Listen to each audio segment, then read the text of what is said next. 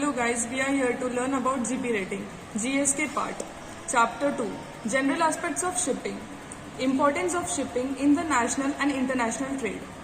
Hello guys, chapter number second general except of shipping.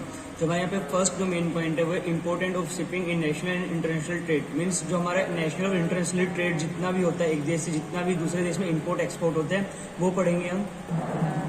International routes. अब ये तो आपको पता है कि जैसे जो नॉर्मली रोड है उनपे मतलब ट्रैफिक के लिए सड़क है, लेकिन इंटरनेशनली रूट जो सिर्फ एक देश से दूसरे देश जाते हैं उनके लिए इंटरनेशनली रूट्स होते हैं। Types of ships and cargos. अगर एक शिप है तो उसमें एक ही तरह का जो हमारा कार्गो होता है, ये नहीं कि उसमें सब तरह का हम कार्गो डालते हैं। जो अलग अलग जो शिप होती है उनमें अलग अलग कार्गो मतलब रखा जाता है एक देश से दूसरे देश में ट्रांसफर करने के लिए। Parts of ships. और यही हम पार्ट्स ऑफ शिप भी पढ़ेंगे, क्योंकि मतलब पार्ट्स ऑफ शिप भी उतना ही जरूरी जितनी ये सब चीजें हैं। Shipboard organisation. ये आप जानते हैं कि कोई भी एक ऑर्गेनाइजेशन है, लाइक ऐसे कोई स्कूल है या यूनिवर्सिटी है, तो उसके लिए एक ऑर्गेनाइजेशन चाहिए होती है, और ऐसे हमारी शिप बोर्ड ऑर्गेनाइजेशन है। Importance of shipping in the national and international trade. जो हमारा फर्स्ट पॉइंट था, जो हमने बताया था कि international shipping national and international trades, तो हम वो एक्सप्लेन कर रहे हैं अभी। A ship is a floating vessel used for transporting cargo across the oceans, seas and also through rivers. Ships comes in different sizes and arrangements to carry different types of cargo. ये आपको पता है कि जो ship है हमारी एक floating है, यानी कि जो हमारे रोड या एयरप्लेन से उनकी तरह नहीं है कि बाय एयर या फिर बाय रोड वो जाए। जो शिप है वो एक फ्लोट यानी कि ओशियन या सी में तैर के जाती है रिवर्स में, तो वो डिफरेंट डिफरेंट साइज की होती है। जैसा उनका कार्गो होता है उनके अकॉर्डिंग हम शिप जाती है। Ships have served mankind since prehistoric times. Modern ships made of steel, equipped with very powerful engines, very large, operate at different speeds, though much slower than trucks, trains and planes. ये हम जानते हैं कि पुराने समय से हमारे पास ship एक मतलब साधन है कि एक देश से दूसरे देश कुछ पहुंचाना हो, ठीक है, आयात का साधन है। और वहीं अगर हम आज के जो मॉडर्न शिप है, आधुनिक शिप है, उनकी बात करें तो स्टील से बने होते हैं और उन्हें बहुत पावरफुल इंजन लगा होता है। जो हमारी जो ट्रक्स होते हैं, ट्रेन, उससे ज्यादा स्पीड या उनसे स्लोअर स्पीड उनमें है। Importance of the role of shipping and ships can be appreciated from the fact that ships transport about 90% of world's cargo. The economy of the world depends upon shipping. All attempts are made to make ships suitable and economical for carrying different types of cargo. आज के समय में जो ship है वो बड़ा ही important एक मतलब रोल अदा करता है पूरे वर्ल्ड के लिए। जो भी आप अपने हाथ में एक मोबाइल फोन भी देख रहे हो वो भी किसी न किसी देश से आया होगा, तो वो बाय शिपिंग ही आया होगा। यानी कि जो वर्ल्ड का आज 90% जो कार्गो है वो हम शिप के ऊपर ही डिपेंड करता है। और दूसरी बात ये है कि जो हमारी इकोनॉमी है, ठीक है, वो भी शिपिंग के ऊपर ही हमारी मतलब डिपेंड होती है। International trade, routes, oceans, canals and major ports.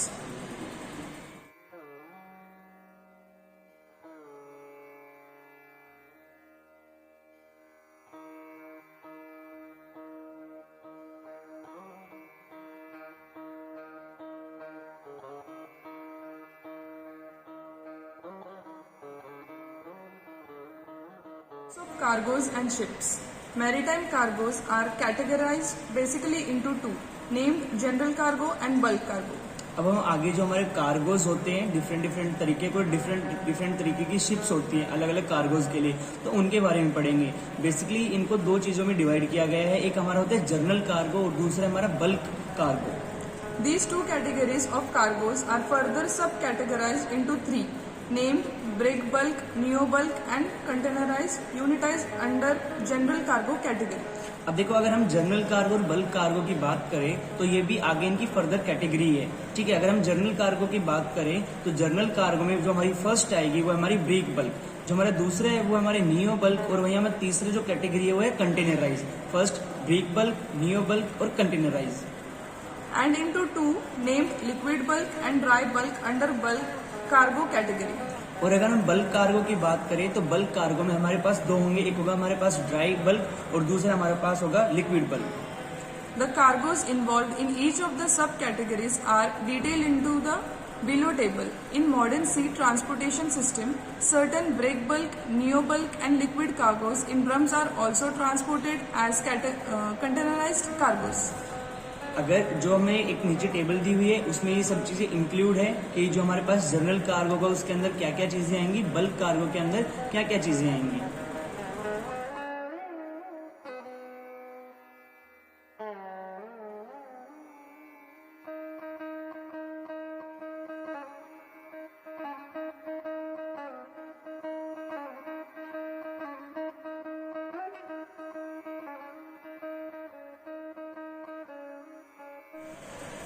First, break bulk, sacks, cartons, crates, drums, palliards, bags. जो हमारे ब्रेक बल्क होते हैं उसमें कार्टन्स होते हैं, कैरेट्स होते हैं, ड्रम्स होते हैं, बैग्स होते हैं। ब्रेक बल्क मतलब उसमें जितने भी ड्रम्स वाली जो पैकिंग की चीज आएगी वो हमें ब्रेक बल्क कार्गो में रखनी है।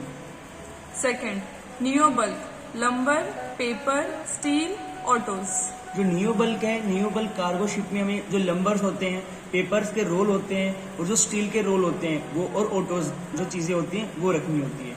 Containerized, containers, lift on, lift off, low, roll on, roll off, row. Containerise से आप पहले ही समझ जाएंगे कि उसमें सिर्फ कंटेनर्स आएंगे जो LO यानी कि लिफ्ट ऑन लिफ्ट ऑफ, रो यानी कि रोल ऑन रोल ऑफ, वो सब चीजें कंटेनराइज में आएगी। Liquid bulk, LNG, petroleum, chemicals, vegetables and oils. वहीं अगर हम बल्क कार्गो की बात करें तो बल्क कार्गो में हमारा फर्स्ट रहेगा लिक्विड बल्क। लिक्विड बल्क में जो होगा वो LNG होगी। जितनी मतलब लिक्विड से आप क्या समझते हैं, कोई भी लिक्विड चीजें, तो वो पेट्रोलियम हो गया, कुछ भी केमिकल जो लिक्विड में होंगे वो, वेजिटेबल्स ऑयल जो लिक्विड में होंगे, वो सब चीजें हमारी बल्क कार्गो में आएगी। Dry bulk, grain, sand and gravel, scrap, metal, coal, clinker, fertilizer, ore. और वहीं अगर हम ड्राई बल्क की बात करें तो ड्राई बल्क में जो भी सूखी चीजें होंगी जैसे गेहूं, चावल, ये सब चीजें ड्राई बल्क में आएगी।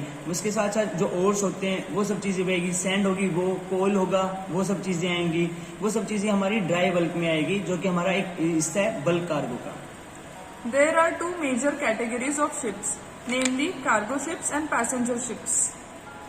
अब हमारे पास जो शिप की कैटेगरी होती है वो हमारे पास दो तरीके की होती है। एक होती है हमारे पास शिप, ठीक है, कार्गो शिप्स, जिसमें हमारे एक देश से दूसरे देश इंपोर्ट एक्सपोर्ट करते हैं। दूसरा होता है हमारे पास passenger ships.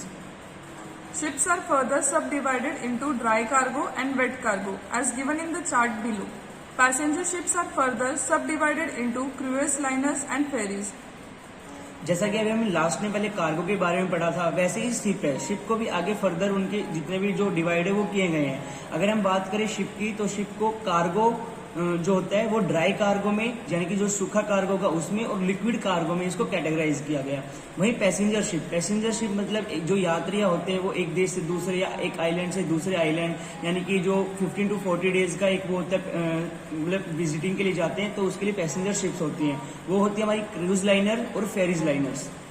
There are also other types of ships, namely offshore supply vessels and tugboats. Ships transport cargoes and or carry passengers for hire.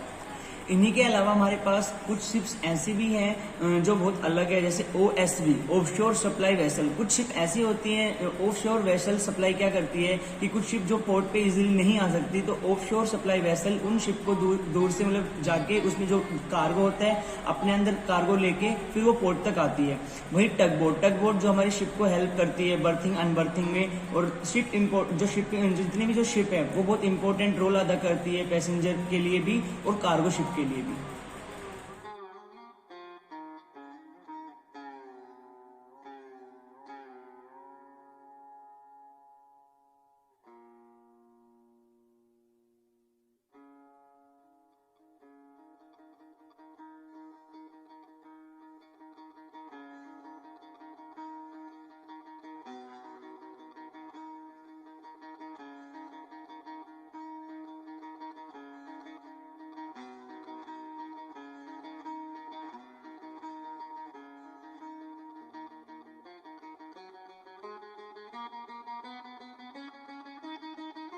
Cargo ships. In cargo ships, there are two types, dry cargo and liquid cargo. Type of ships. General cargo. Categories carried. General cargo in boxes, machinery, dangerous cargoes, logs, steel coils, steel plates, etc. Types of tanker. Oil. Cargoes carried, crude oil or refined petroleum products. जैसा कि हमने अभी बताया था आपको कि जो ship होती है दो तरीके की होती है, कार्गो शिप और पैसेंजर शिप। तो वहीं कार्गो शिप होती है वो भी दो तरह की होती है, ड्राई कार्गो और लिक्विड कार्गो। अगर हम ड्राई कार्गो की बात करें तो उसमें हम पहले लेंगे जर्नल शिप। जर्नल शिप में जो हमारे डेंजरस गुड्स हो गए, स्टील कोयल हो गई, स्टील की प्लेट्स हो गई, कोई बॉक्सेस हो गए जिसके अंदर कुछ सामान रखा है, ये हो गया हमारे ड्राई कार्गो में। वहीं अगर हम लिक्विड कार्गो की बात करें तो लिक्विड कार्गो में हम पहले लेंगे ऑयल टैंकर्स। ऑयल टैंकर्स में जैसे हमारी पेट्रोलियम गैस हो गई, कोई क्रूड ऑयल हो गया, वो सब चीजें हमारी ऑयल टैंकर में आएंगी। Bulk carrier. bulk cargoes or grain, coal, cement, fertilizer, etc. Chemicals. अगर हम बात करें दूसरे नंबर पे जो हमारी बल्क कैरियर्स आती है, बल्क कैरियर में वो क्या क्या चीजें कैरी करती है, जैसे कोल हो गया, ठीक है, कोयला हो गया, सीमेंट हो गया, फर्टिलाइजर्स हो गए, ओर हो गया, वो सब चीजें बल्क कैरियर कैरी करती है ड्राई कार्गो में। अगर हम बात करें लिक्विड कार्गो की, तो लिक्विड कार्गो में हमारे पास जो बल्क कैरियर में जो शिप आती है वो होती है केमिकल टैंकर, जिसमें हम केमिकल्स एक देश से दूसरे देश ट्रांसफर करते हैं, इम्पोर्ट एक्सपोर्ट करते हैं, वो सब चीजें हमारी लिक्विड कार्गो में आ गई। Container, household items, personal items, dangerous cargoes, electronics, etc. in containers. Gas, liquefied gases, LNG, LPG and other gases in liquid state. Container से आप वही समझते होगे कि जिन शिपों में कंटेनर्स लेके जाते हैं, लेकिन उन कंटेनर्स के अंदर क्या क्या चीजें हो सकती है, जैसे हमारा हाउस होल्ड का कुछ सामान हो गया, सपोज कोई एक देश से दूसरे देश शिफ्ट हो रहा हो, तो जो उनका जो ऑनलाइन वो जो अपना घर का जो भी सामान होगा वो थ्रू शिपिंग के ही आएगा, तो वो कंटेनर के थ्रू ही जाएगा। पर्सनल आइटम हो गया, वो चीजें भी, कुछ डेंजरस कार्गोज होते हैं जो हमारे कंटेनर के थ्रू ही जाते हैं। और लास्ट है हमारा इलेक्ट्रॉनिक्स जो भी आइटम्स हो गया, वो सब चीजें हमारे कंटेनर के थ्रू ही ट्रांसपोर्ट होती है। और वहीं अगर हम लिक्विड की बात करें, क्योंकि कंटेनर हमारा ड्राई में आ गया, अगर हम लिक्विड की बात करें तो हमारे पास है गैस टैंकर से आप क्या समझते हैं, जो LNG हो गई, LPG हो गई, ये सभी जितनी भी गैस हैं वो सभी लिक्विड कार्गो में आती है और वो गैस टैंकर के थ्रू एक देश से दूसरे देश इम्पोर्ट एक्सपोर्ट होती है। Passenger ships. There are two types, cruise liner and ferries. ये हमने पहले भी बताया था, जो हमारी शिप की दो कैटेगरी होती है, कार्गो शिप और पैसेंजर शिप। तो जो पैसेंजर शिप है उसमें दो ही होती है, क्रूज लाइनर और fairies. Reefer, frozen and or refrigerator cargoes. Example, meat, fish, fruits and etc.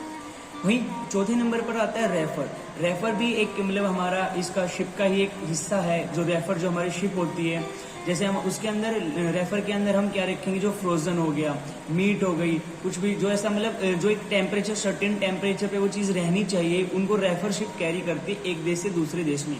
क्योंकि जो हमारी शिप होती है वो किसी भी दूसरे देश में जाती है तो टेम्परेचर मेंटेन नहीं होता उन चीजों का, इसलिए हम रेफर शिप का यूज करते हैं ताकि उनके अंदर जो सामान है उसका जो टेम्परेचर है वो मेंटेन रहे। Roll on, roll off, ro-ro. Trucks, trailers, cars and other vehicles. वहीं जो हम अगर हम ट्रांसपोर्टेशन की बात करें तो उसमें जैसे हमारे पास ट्रक, ट्रेलर्स और कार्स जितने भी व्हीकल्स हैं तो उनके लिए एक स्पेशल शिप होती है जिसका नाम है RO that means roll on, और off means that means roll off. तो ये सब इन सब शिप में हमारा ये ट्रक्स, ट्रैक्टर्स, कार, ये सब चीजें शिफ्ट होंगी। Other ships, tugboats, offshore supply vessels, etc. मैंने आपसे पहले ही बताया था कि इन सब के अलावा भी और भी शिप होती है। टग बोट जो हमारा मतलब बर्थिंग अनबर्थिंग में हेल्प करती है, और OSV ऑफशोर सप्लाई वेसल, ये सब चीजें भी इन सब शिप का ही एक हिस्सा है।